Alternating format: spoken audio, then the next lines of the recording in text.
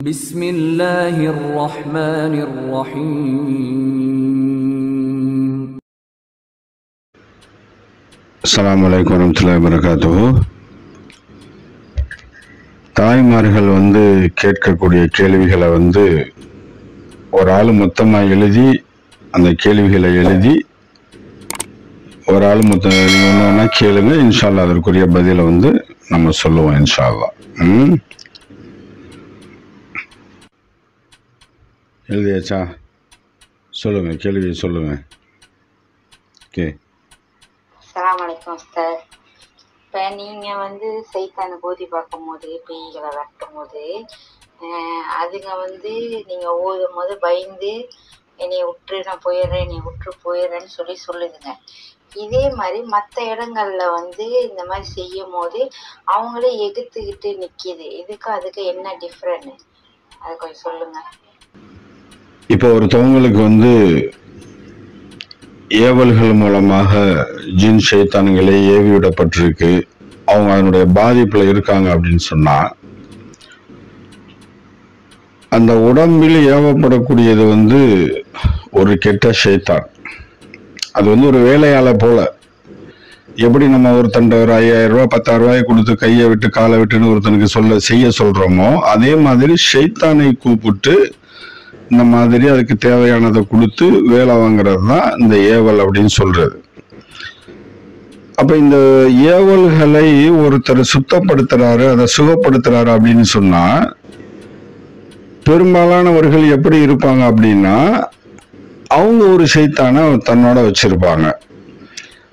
அந்த ஷைத்தான் அந்த ஷைத்தானை பத்தின செய்திலாம் சொல்லும், அது அப்படி இப்படின்னு சொல்லும், எப்படி பாதிக்கப்பட்டாங்க, யாரு செஞ்சா எல்லாம் சொல்லும். ஆனா இவன் வச்சிருக்கக்கூடிய ஷைத்தானால அந்த பாதிக்கப்பட்டவங்க உடம்புல இருக்கிற ஷைத்தானை நீக்க முடியுமா அப்படின்னா நீக்க முடியாது. ஏன்னா அதுவும் இதுவும் ஒரே பவர் அல்லது கொஞ்சம் ஏற்றத்தாழ்வா இருக்கும். ஆனா இது சொல்லி அது கேட்காது. சும்மா ஒரு வாரம் 10 நாளைக்கு வேணா என்ன செய்யும், நல்லா ஆன மாதிரி தெரியும், ஆனா நிரந்தரமா சுகமடையாது. அப்ப அந்த மாதிரி ஆளுக்கு அந்த கேஸை டீல் பண்ணும்போது என்ன செய்யும்னா, யாருடைய உடம்புல ஏவப்பட்ட ஷைத்தான் இருக்கோ அந்த ஷைத்தானே ஷைத்தானை விரட்ட வந்தவனை தூக்கிரும், போட்டு பிரட்டிரும். அந்த மாதிரிலாம் நடக்கும். அப்ப அந்த ஏவப்பட்ட ஷைத்தான் யாருக்கு பயப்படும் அப்படின்னு சொன்னா அல்லாஹ்வுடைய நூரை தனக்குள் வாங்கியவர்களை மட்டும் பார்த்துதான் அது பயப்படும். சுருக்கமா சொன்னா, ஒண்ணு அந்த ஷைத்தானை நான் விளக்குறேன், நான் என்னால ஓட்ட முடியும் அப்படின்னு சொல்றவங்க ஒரு அல்லாஹ்வுடைய வலியாக இருக்கணும், வலியுல்லாவாக இருக்கணும். அப்படி இல்லைன்னா வலிமார்களுடைய இஜாசத் பெற்ற, அனுமதி பெற்ற, அவர்களுக்கு பேக்ரவுண்ட்ல பவராக யார் இருக்கணும் அப்படின்னா அல்லாஹ்வுடைய நேசர்கள் இருக்கணும். அவங்களுடைய அனுமதியோட செய்யும் போது அவங்களுடைய பலம் நம்மளை பின்தொடர்ந்து இருக்கும். அதை பார்த்துதான் அந்த ஷைத்தான் பயப்படும். ஏன்னா இப்ப நம்ம எத்தனையோ கேஸுகள் பார்க்கும்போது கேட்போம், அந்த ஷைத்தான்ட எத்தனை பேர் நிக்கிறாங்க தெரியுமா அப்படின்னு சொன்னா நாங்க சுத்தி ஒரு 4-5 பேர் தான் நிற்போம். அது சொல்லும் 9 பேர் நிக்கிறாங்க, 12 பேர் நிக்கிறாங்க அப்படிங்கிற கணக்குலாம் அது சொல்லும். எக்ஸ்ட்ரா ஒரு 5-6 இதை சேர்த்து சொல்லணும். அப்ப அது கண்ணுக்கு யாரு தெரிகிறா அப்படின்னு சொன்னா அந்த வழிமாறுகள் சம்பந்தப்பட்ட அந்த வருகை, அதை பார்த்துட்டு தான் அது எண்ணிக்கையை கூட்டி சொல்லுது அப்படிங்கிறத நம்ம விளங்குறோம். அப்ப யாரை பார்த்து பயப்படுது அப்படின்னாலும் இப்ப இப்ப ஒரு கேஸ் நம்ம அட்டன் பண்ண போறோம் அப்படின்னு சொன்னா கிட்டக்க நம்மளை பார்த்த உடனே கடந்து கத்தும், நீ ஏண்டா வந்த அப்படி இப்படின்னு சொல்லும். நம்ம ஒன்றும் அப்படி பவரான ஆள் இல்லை, நம்மளை பார்த்துலாம் அது கத்துறதுக்கு அவசியமே இல்லை. இப்ப நாம என்ன விளங்கிக்கிறோம் அப்படின்னா வழிமார்கள் நம்மளை இந்த வேலை செய்வதற்கு நியமிச்சதால அந்த வழிமார்கள் சார்ந்த அந்த பவரும் நம்மை சூழ்ந்து இருக்கிறனால அதை பார்த்துட்டு தான் அந்த ஷைத்தான் கத்துது அப்படிங்கறதுதான் உண்மை. இதுதான் நீங்க பார்த்தது, நீங்களும் கண்கூட நேற்று பார்த்தீங்க சில விஷயங்கள். அதெல்லாம் என்ன காரணம் அப்படின்னு சொன்னா அந்த வழிமார்களுடைய அந்த பேக்ரவுண்ட் நம்மளுக்கு இருக்கிறனால அந்த ஷைத்தான் அதை பார்த்து அலறுது, என்னை உற்று நான் போயிடுறேன். அது அப்ப என்ன அப்படின்னா, நான் இருந்தா அதுக்கு வேற ஏதாச்சும் நடந்துருங்கிற பயம். அதனால என்னை உற்று நான் போயிடுறேன். அதே மாதிரி நம்ம அதை ஓதி அதுக்கு செய்ய வேண்டியதை நம்ம முறையா செஞ்சு முடிச்சிட்டோம் அப்படின்னு சொன்னா, அதோட திருப்பி இந்த யார் உடம்புல அவ்வளவு காலம் இருந்துச்சோ அவங்க பக்கம் திருப்பி வரவே வராது. இது நம்ம அனுபவத்துல கண்ட உண்மைகள் இன்ஷா அல்லாஹ். அடுத்தது சொல்லுங்க. அடுத்தது உஸ்தாத், உங்களை இப்ப பார்க்க வராங்க. அப்ப அவங்களுக்கு எந்த ஆட்டமும் இல்லாம எதுவும் இல்லாம கம்முன்னு அந்த சைத்தான் இருக்குது. நீங்க எதை வச்சு அதை கண்டுபிடிப்பீங்க? அவங்களுக்கு சைத்தான் கோளாறு பாதிச்சிருக்குன்னு சொல்லி எதை வச்சு நீங்க கண்டுபிடிப்பீங்க? அதாவது இப்போ ஒருத்தவங்களுக்கு ஷைத்தானுடைய ஏவல் இருக்கு, அவங்க உடம்புல ஷைத்தான் பாதிக்கப்பட்டு இருக்கு அப்படின்னு சொன்னா சில அடையாளங்கள் இருக்கும். அதாவது அவங்களுக்கு புரடி வலி, ஷோல்டர் வலி, முதுகு வலி, இடுப்பு வலி, கால் வலி இதெல்லாம் இருக்கும். கனவுகள், கெட்ட கனவுகள் இப்படியெல்லாம் இருக்கும். அப்போ அவங்களுக்கு சில காலங்கள் ஆயிடுச்சு அப்படின்னு சொன்னா அதெல்லாம் பழைய கதையா போயிடும். அதெல்லாம் ஒரு 15-20 வருஷத்துக்கு முன்னாடி அப்படி இருந்துச்சு உஸ்தாத், இப்பெல்லாம் அப்படி இல்லை, அந்த மாதிரி அடையாளமே இல்லை அப்படின்னு. அப்ப நம்ம கிட்டக்க நெருங்கும் போது சில விஷயங்கள், சில ஷைத்தான்கள் என்ன செய்யும் அப்படின்னு சொன்னா, அது சூடாகி வேற மாதிரி ஒரு மாதிரி உரிமிக்கிட்டு அப்படி பேச ஆரம்பிக்கும். சில பேர் என்ன சொல்லுவாங்க அப்படின்னா, உஸ்தாத் உங்க வீட்டு அந்த சந்து வரைக்கும் வர்ற வரைக்கும் எனக்கு வலியா இருந்துச்சு, கிட்டக்கு வந்தோடனே எதுவுமே இல்லை அப்படின்னு சொல்லுவாங்க. சில பேர்கள் அந்த அடையாளமே தெரியாம அப்படி கம்முன்னு இருப்பாங்க, ஆனா பல பிரச்சனைகள் அவங்களுக்கு இருக்கும். அப்ப இந்த வெளி அடையாளங்கள் இருந்தா அதை வச்சு நம்ம கண்டுபிடிக்கலாம். இப்ப எதுவுமே தெரியல, அவங்களுக்கே நம்மளுக்குள்ள ஒரு பிரச்சனை இருக்குதா, இந்த மாதிரி பாதிக்கப்பட்டிருக்கா அப்படின்றே தெரியல அப்படின்னா, அதுக்கு ஒரு உடல்ல ஒரு நரம்பு இருக்கு. ஒரு நரம்பு, அந்த நரம்பு அப்படி லேசா அழுத்தணும்னு வச்சுக்கிறீங்களேன், வலியில துடிச்சிருவாங்க. ஆனா சாதாரண ஆளுக்கு அது அழுத்தினா அப்படி ஒண்ணும் செய்யாது. அதே அவங்களுக்கு வேற ஒருத்தர் அழுத்தினா கூட ஒண்ணும் செய்யாது. நாம அந்த நரம்பை அழுத்தும் போது அவங்களுக்கு உயிரே போற மாதிரி வலிக்கும். அது என்னத்துக்கு அடையாளம் அப்படின்னா, அவங்க உடம்புல ஷைத்தானுடைய தீண்டல் இருக்கு, ஷைத்தான் பாதிச்சிருக்கு அப்படிங்கிறத வெளிப்படையா தெரியாதவங்களுக்கு அந்த வர்மத்தின் மூலமாக தெரிஞ்சுக்கிறோம். அந்த ஷைத்தான் அவங்களுடைய உடம்புல இருந்து போயிருச்சுன்னா அதே இடத்துல நாம திருப்பி அந்த இடத்துல அந்த நரம்பை அழுத்துறோம் அப்படின்னு சொன்னா அவங்களுக்கு வலிக்காது. இதுதான் ஷைத்தான் உடம்புல இருக்கா இல்லையா அப்படிங்கிறத கண்டுபிடிக்கக்கூடிய நரம்பு. அதை வச்சு நம்ம அறிஞ்சு அதுக்கு என்ன செய்யணுமோ அதை செஞ்சு அல்லாஹ்வுடைய கிருபையால அதை நம்ம வெளியாகி சுத்தப்படுத்தி கொடுத்துருவோம் இன்ஷா அல்லாஹ். அடுத்த கேள்வி என்னன்னு சொல்லுங்க. இப்ப நம்ம உடம்புல செய்வனை பாதிச்சிருக்கு, ஏவப்பட்டிருக்கு அப்படின்னு சொல்லி எதை வச்சு நம்ம உணர முடியும்?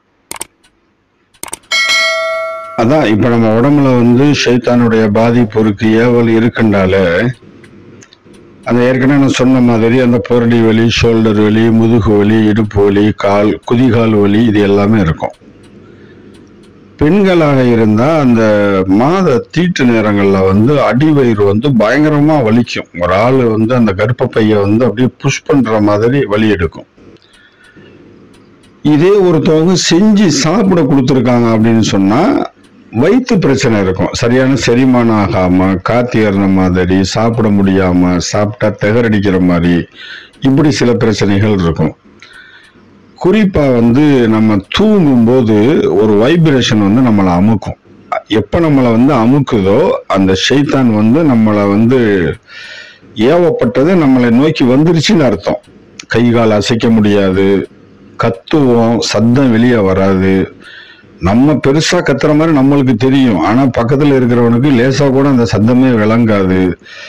இப்படிலாம் ஒரு சூழல் இருக்கும். இதுதான் ஆரம்பம். அந்த ஷைத்தான் நம்மளை நெருங்கும் போது ஏற்படக்கூடிய சூழல்.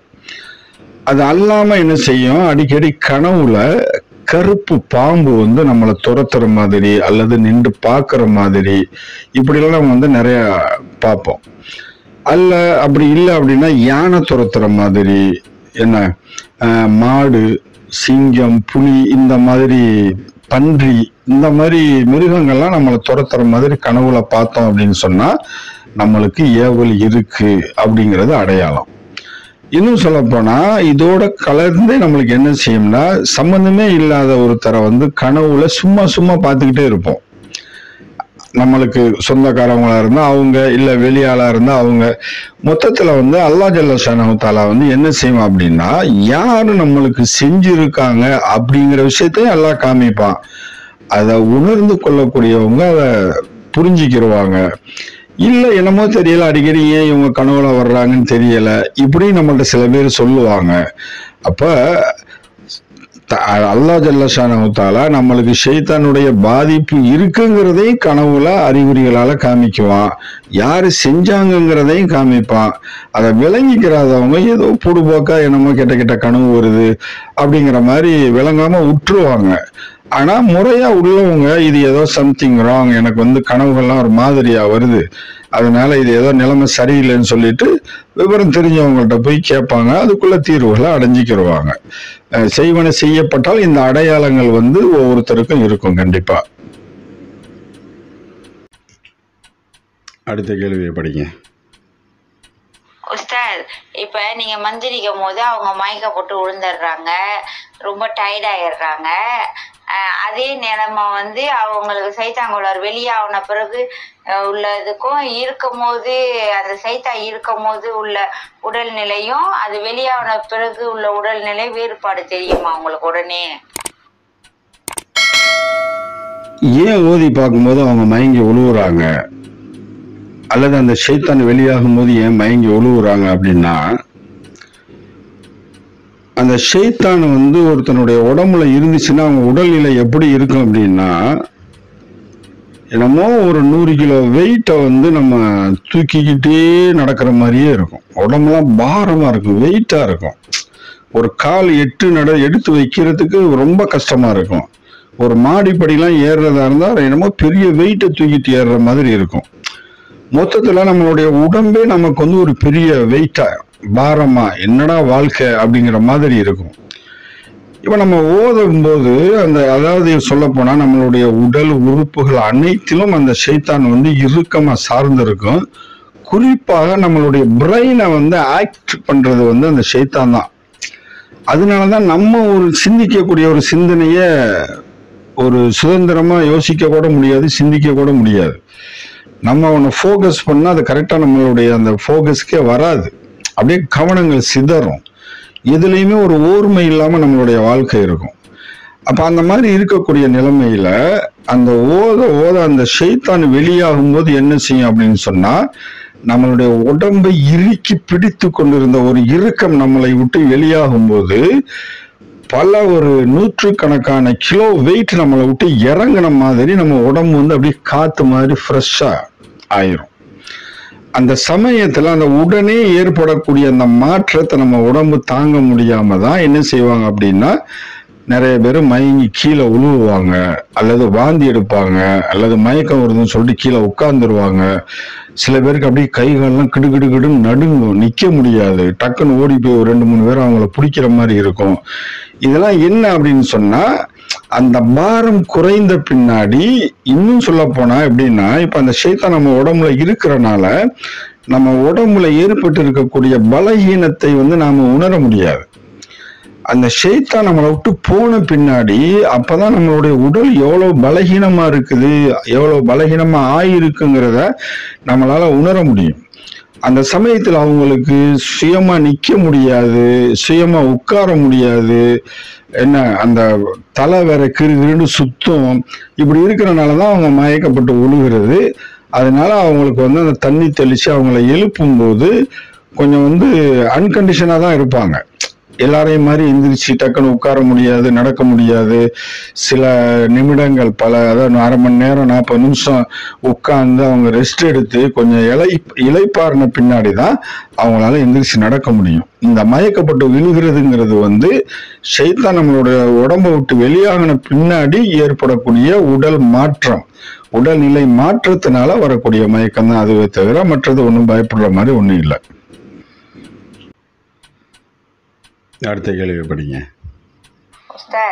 இப்ப சேவனை செய்யறாங்கன்னு சொல்றாங்கல்ல, அது வந்து இப்ப துணியில செஞ்சா அதோடைய பாதிப்பு எப்படி இருக்கும்? உணவுல சாப்பிட கொடுக்குறாங்கல்ல, அதுல செஞ்சா எப்படி இருக்கும்? அதாவது செய்வனை செய்யறது அப்படிங்கிறது வந்து பல வகை இருக்கு, நிறைய இருக்கு. சில விஷயங்கள்லாம் சொல்றது வந்து ரொம்ப கொச்சையாக இருக்கும். அதாவது ரத்தத்துல செய்யறது, தீட்டு ரத்தத்துல செய்யறது, இப்படி பல மாதிரி இருக்கு. ஆனா மெயினான சில விஷயங்களை வந்து நான் சொல்றேன். எப்படின்னா, இப்ப நம்ம ஒரு பேரை வச்சு அல்லது நம்மளுடைய போட்டோ வச்சு செய்யறது, இது ஒரு வகை. இதனுடைய பாதிப்பு வந்து ரொம்ப பெருசா இருக்காது, ஒரு அளவுக்கு லேசா இருக்கும். அது லேசா ஓதி பார்த்தா கூட போயிடும். இன்னொன்று வந்து தன்னுடைய ஆடையை எடுத்துக்கிட்டு போய் அந்த செய்வனை செஞ்சு என்ன செய்வாங்க அப்படின்னா, நம்ம வீட்டில் கொண்டு வந்து அழகா மடிச்சு வச்சிருவாங்க. நம்ம குளிச்சுட்டு அந்த ட்ரெஸ்ஸை எடுத்து போடும்போது அந்த ஒரு நாள் பூரா நம்ம உடம்புலயே இருக்குது பார்த்தீங்களா, இதை கொண்டு இந்த உடல்ல வந்து அதனுடைய அந்த வைப்ரேஷன், அந்த கெட்ட அந்த ஷைத்தானுடைய அந்த இது பூரா நம்ம உடலை சார்ந்தே இருக்கிறனால அந்த ஷைத்தான் வந்து நம்ம உடம்புல குடியேறதுக்குள்ள சூழ்நிலையை அது உருவாக்கி கொடுக்கும். அந்த ஷைத்தான் வந்துடும். இது ஒரு வகை. இது கொஞ்சம் கஷ்டமா இருக்கும் கொஞ்சம் வெளியாக்குறது. ஆனா மூணாவது ஒண்ணு இருக்குது, அது வந்து சாப்பிட கொடுக்கறது. உணவுல செய்வனை செஞ்ச பொருளை உணவுல கலந்து சாப்பிட கொடுக்கறனால இது வயிற்றுல போய் உட்கார்ந்துக்கிட்டு என்ன செய்யும் அப்படின்னா பெரிய ட்ரபிள். அப்ப இந்த மாதிரி உள்ளவங்களுக்கு வந்து ஷைத்தானையும் வெளியாக்கணும், வயிற்றுல உள்ள அந்த பொருளையும் வெளியாக்கணும். அந்த பொருளோட சேர்ந்து என்ன செய்யுது அப்படின்னா அந்த ஷைத்தானும் சேர்ந்து போய் உட்கார்ந்துக்கிறோம். பொருளோட போய் ஏன் ஷைத்தான் உட்காருது அப்படின்னா, அந்த பொருள்ங்கிறது வந்து சுடுகாட்டுல எரிக்கக்கூடிய பொணத்தினுடைய சாம்பல். அந்த சாம்பலை வந்து நம்ம உடலுக்குள்ள பூத்தும் போது அந்த சாம்பலுக்கு சொந்தமான அந்த ஷைத்தானும் உள்ளக்க போகும். அந்த ஷைத்தானோட பல ஷைத்தான்கள் போகும்.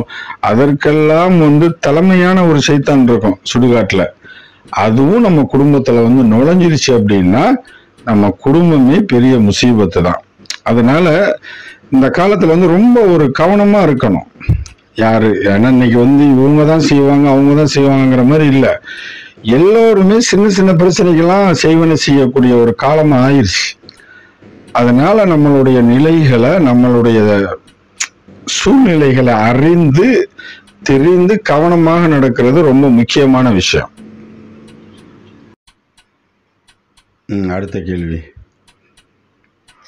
ஒருத்தவங்க நம்மளுக்கு வந்து சேவனை செஞ்சு நம்மளுக்கு உணவு வகையில குடுத்துட்டாங்கன்னா அது நம்மளுக்கு வந்து அதை எப்படி உணர முடியும்? உடனே அதோடைய தாக்கங்கள் என்னன்னு நம்மளுக்கு அது தெரியுமா? அதை எப்படி சொல்லுங்க.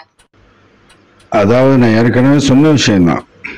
அதாவது இப்போ ஒருத்தவங்க நம்மளுக்கு செஞ்சு கொடுத்துட்டாங்க அப்படின்னால அந்த உடல் ரீதியான அடையாளங்கள், கெட்ட கெட்ட கனவுகள், உடல் வந்து வெயிட் ஆகிறது, மனசுல சந்தோஷம் இல்லாம இருக்கிறது, மனசு வந்து எப்பயுமே ஒரு இறுக்கமாகவே இருக்கிறது, இப்படிப்பட்ட சூழல்லாம் நம்மளுக்கு இருக்கும். குறிப்பா செஞ்சு சாப்பிட கொடுத்துட்டால வயிறு கோளாறு, அது வந்து டக்குன்னு உடனே தெரியாது. இந்த வயிறு கோளாறுங்கிறது வந்து சில காலம் எடுக்கும். ஏன்னா அது போய் உருவாகி ஒரு பொருளா மருந்தா மாறுறதுக்கு வந்து டைம் எடுக்கும். ஆனா செய்வனேன்னு ஒருத்தவங்க செஞ்சுட்டாலே முதல் அடையாளம் வந்து அந்த கனவுல வந்து நம்மளை தூங்கும்போது ஒரு வைப்ரேஷன் வந்து அமுக்குறது. அதுதான் ஷைத்தான் வந்து நம்மளை டச் பண்ணி நம்மளோட அந்த இணக்கமாகறதுக்கு செய்யக்கூடிய ஏற்பாடு. அதுக்கப்புறம் இந்த கெட்ட கெட்ட கனவுகள், கணவன் மனைவிக்கு மத்தியில சண்டை, வீட்டுக்குள்ள உள்ளத்தால ஒற்றுமை இல்லாம சும்மா ஒரு பேருக்கு பேசிக்கிட்டு இது பண்ணிக்கிட்டு, இது அதே மாதிரி பொருளாதாரத்துல வந்து ஏகப்பட்ட பிரச்சனைகள், பொருளாதாரத்துல பரக்கத்து இல்லாம போறது, எவ்வளவு சம்பாதிச்சாலும் ஒரு பரக்கத்தே இருக்காது.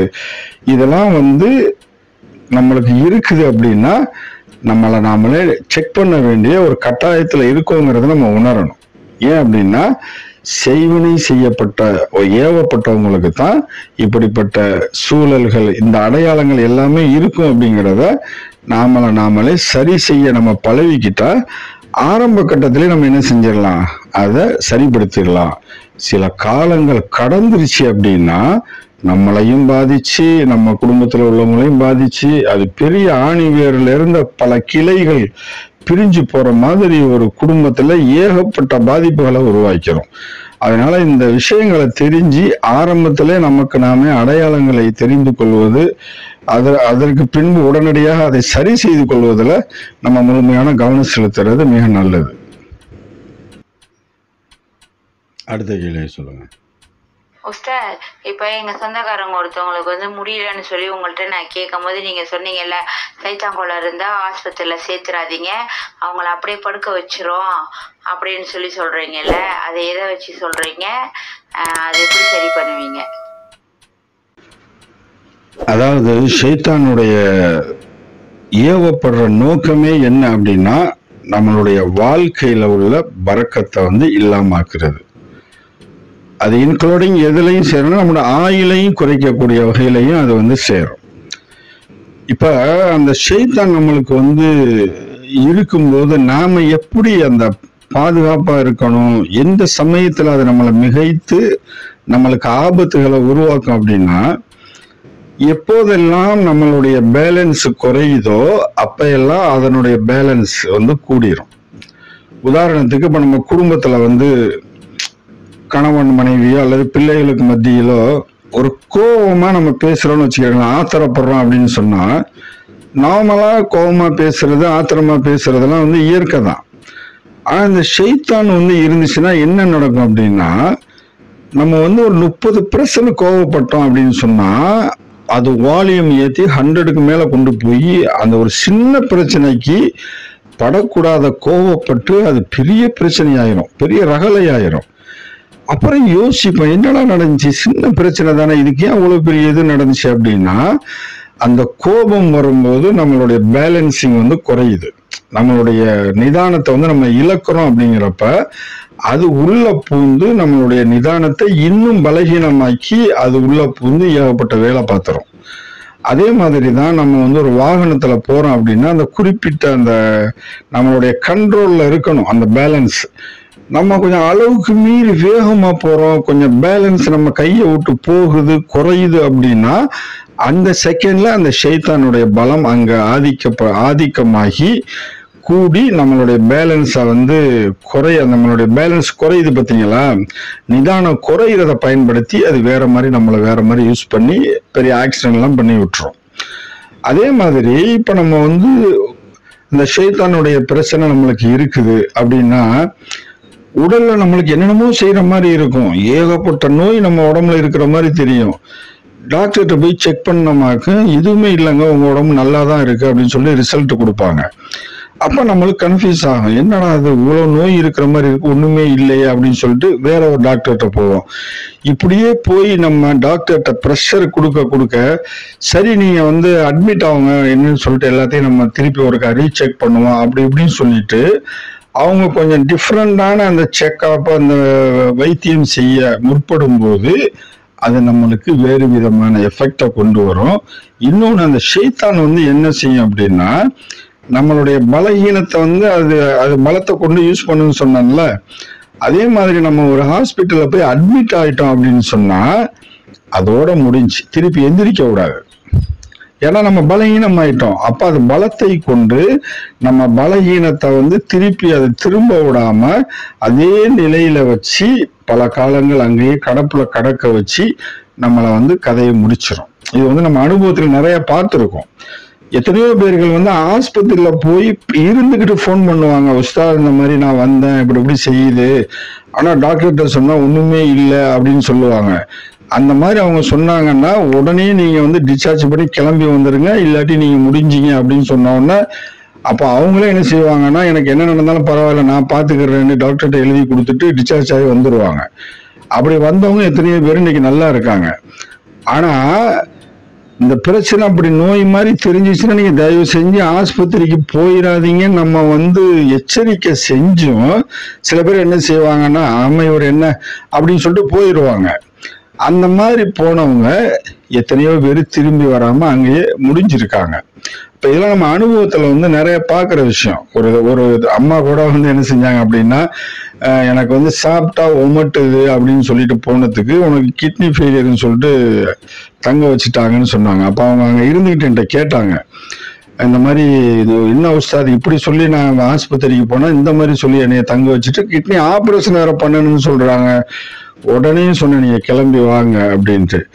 வரும்போது வாமிட் எடுத்துக்கிட்டு 2 பேரும் தாங்களா தான் வந்தாங்க. போகும்போது தன்னால நடந்து போனாங்க. அப்ப அந்த நோய்க்கும் நோயின்னு சொல்லி ஆபரேஷன் செய்யணும்னு சொன்னதுக்கு எந்த சம்பந்தமும் இல்லை. உடம்புல அந்த ஷைத்தான் இருந்து கொடுத்த நோவினையால அந்த மாதிரி அவங்க நோயா ஃபீல் பண்ணி ஆஸ்பத்திரியில போய் அட்மிட் ஆனாங்க. அல்லாஹ்வுடைய கிருபையால அவங்க கிளம்பி வந்தாங்க, பார்த்தாங்க, நல்லபடியா ஆயிட்டாங்க. அதனாலதான் ஷைத்தான் இருக்குது அப்படின்னு தெரிஞ்சாலே நோயின்னு சொல்லி ஆஸ்பத்திரிக்கு போயிடக்கூடாது. அதுவும் பெரிய மருத்துவம் செய்யற அளவுக்கு, பெரிய ஆபரேஷன் பண்ற அளவுக்குலாம் நம்ம கண்டிப்பா போயிடவே கூடாது. கண்டிப்பா அதை நம்மளை வந்து அங்கேயே வச்சு முடிச்சிடும். சொல்லுங்க, அடுத்த கேள்வி படிங்க. உஸ்தாத், இப்ப ஒருத்தவங்களுக்கு சைத்தான் கோளாறு இருக்குதுன்னா அது அவங்களோட மட்டும் இருக்குமா, இல்ல அந்த வீட்டுல இருக்கிறவங்களுக்கும் அது பரவுமா? இப்போ ஒருத்தவங்களுக்கு ஷைத்தானுடைய கோளாறு இருக்கு அப்படின்னு சொன்னா அது கண்டிப்பா அவங்களோட மட்டும் இருக்காது. இப்போ உதாரணத்துக்கு வீட்டில் இருக்கக்கூடிய ஒரு கணவன் மனைவி இருக்காங்க.